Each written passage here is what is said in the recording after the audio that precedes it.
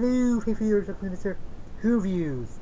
Today I'm doing Digimon Adventure Last Evolution.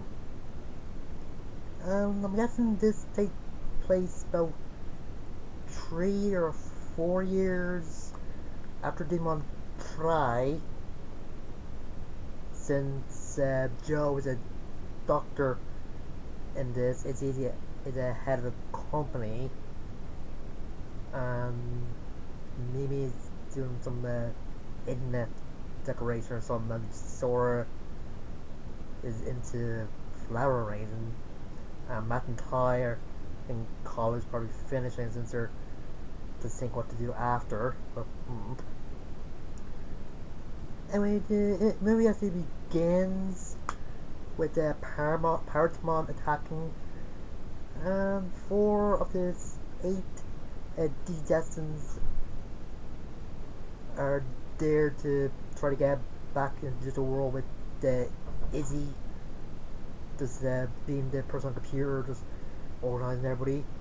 Well, I say 4, but just 3 until Mac came along on his motorcycle, but because he was a bit late.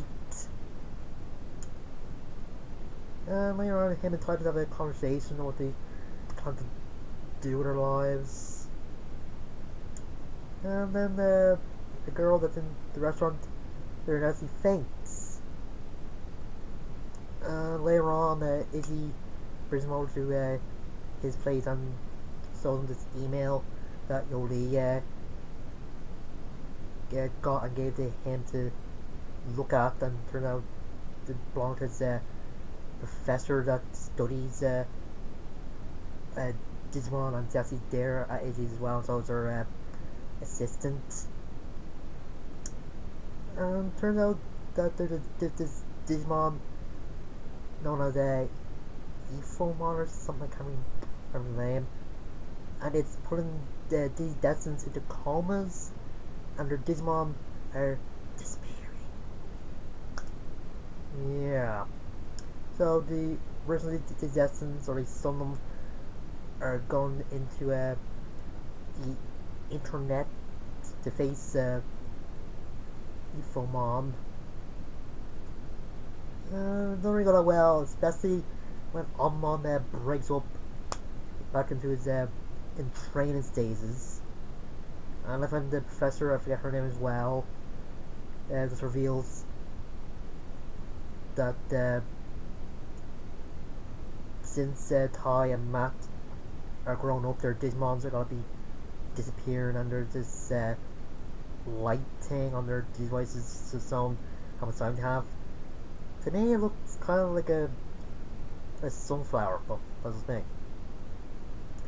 And later on, when Ty brings Agumon to his apartment for the first time, Jedi shows up, and it seems like he got over the whole being evil thing from Try, and this reveals that it is true, and there's no way to stop it unless you find a new potential or secret potential inside you. Yeah. And of course, a lot of the Destins are upset that Izzy is the one to say he's got to find something, and say he, like Matt, is refusing to accept this as fact. Matt is a bit suspicious about the professor's assistant, so he calls the 02 kids who are in New York, and the professor actually based in New York or something, to just find some information on the professor and her assistant. And I don't know if Davis has new goggles in this, since I think Ty uses the old goggles he used to have, or maybe he's ones that Iggy made him, since he did try it. Did have new goggles in the beginning of this, so. And throughout, Ken knows about Professor. And first, Matt thinks that the assistant is behind the whole putting the Destins in coma and disappearing this one thing, but turns out the assistant is a member of the FBI. and this professor that's behind the whole thing, he's behind Infomon or whatever. And he's the artificial Digimon that was created by her. Turns out she's descent, or was a descent as well, but she actually lost her Digimon Monsters 14. Yeah, I got more into that in a minute. And it actually takes or puts Izzy, Kari, TK, and Joe to comas, or just turns their consciousness into data, and Matt and Tide go in to try to save everybody. And then this place that the professor calls Neverland, where the consciousnesses of the Digimon and the Destineds are he takes to put into a virtual reality or virtual construct and made into kids again. Yeah. And Tiamat do try to fire her, but the Digimon actually come out from the constructs. And yeah, the professor says they do this, they're just fighting the other by their own will, like they're not controlled or anything. But they're obviously controlled. They have the whole robotic control red eyes. Ugh. At the same time when Izzy and Carrie try to stop Todd from fighting and TK try to stop Matt from fighting, they're obviously being controlled. They're scared that they're recorded for Pete's sake. Ugh.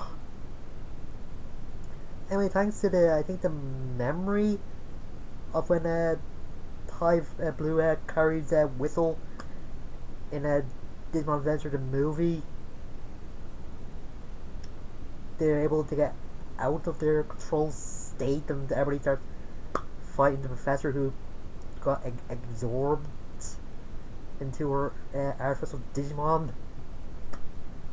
Yeah, I'd say the professor was a little crazy and had a bit of a god complex. Yeah.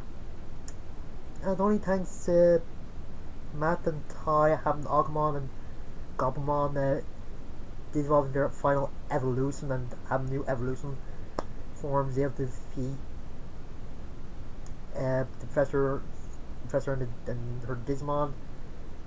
Turns out the professor is stuck in her own construct when Steve's a child, and yeah, it's according to I think Gobumon's mega form or whatever. She seems like a type of person that was crying on the inside. Like the department saying to her Digimon partner that she can't wait to grow up so people won't treat her like a weirdo. And she seems to be like a child genius and use either the pressures or they put people put pressure on child geniuses, and child geniuses usually go a bit cuckoo at some point. And it seems like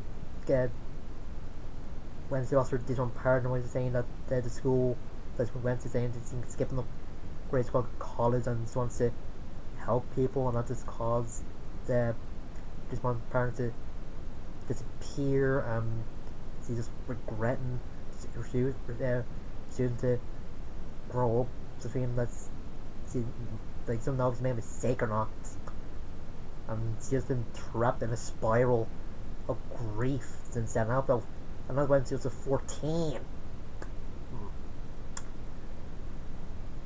And while Ty and the others were fighting in the Dizzle world, Davis and the other members of the OQ cast and other Destins around the world are fighting the Professor Digimon in the real world. I'm just glad they have them doing some, not like they didn't try, but anyway, Matt and Ty are able to save Professor and get her out of her grieving state. I don't know if her assistant arrested her or the FBI since she was always messing with them, or maybe he just had her do community service. Oh. Anyway, the end of this is pretty good. With Mantai just spending time with Gomon and Agumon, and kind of mirroring the goodbye scene in the first season, in the last episode of the first season of Digimon Adventure, where Tai and Agumon are just reminiscing about their past, and Matt playing the harmonica with for Gomon, and it is a different harmonica, so and they do so Willis at one point in this movie with the Terrymon and Kokomon and some other things. Just when Agumon asks what Tai and Matt will do tomorrow, and them saying they don't know, but tomorrow they don't know what tomorrow bring, and Tai is the same what they could do to Agumon. Both Digimon disappear from the partners, and the partners just cry. But according to the voiceover, this might have been the day that they grew up. But they're going in a different direction, or evolved in a different direction, and tied in some sort of forest or something. So saying you'll see Agumon again. I think it's a good movie and a bit better than Try and Not Quit, just because this is just one movie, not a 6-part movie series. But I kind of wish Sora had more screen time. I think Joe probably had more than her, but whatever. And stuff with Ty and Matt were pretty good, since they're trying to, I think they're trying to sympathize with the professor here, since they kind of know what he's going through. Like they want to say goodbye to their Digimon either, but they do have to grow up. You can't just stay children for the rest of their lives. And like I said, I'm glad they did the 002 these lessons some dignity in this. They haven't actually doing stuff rather than showing their silhouettes or just showing them in a coma. Now I hear this might be the last thing from the original Adventure series, but what Ty said, I doubt that probably working something down the line, but I'm going to see, and if this is the last thing for the original series, then I have to say it's pretty good, and I've been watching the series for a long time now, and even though there's some bumps along the way with the 02 series and some of the stuff in Try, it's a great series, and I'm glad to have been grown up with the characters. And I am watching a bit of the 2020 Digimon Adventures reboot, and yes, it's good so far. Like, I agree with everybody else. They just giving the kids Digimons the ultimate levels too quickly. But don't know.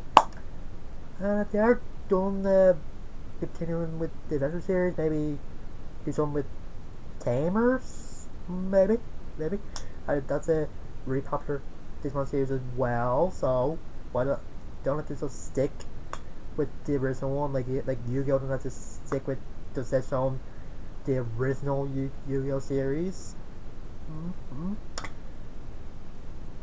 Anyway, yeah, a great movie, and a supposed great ending to the Adventure series.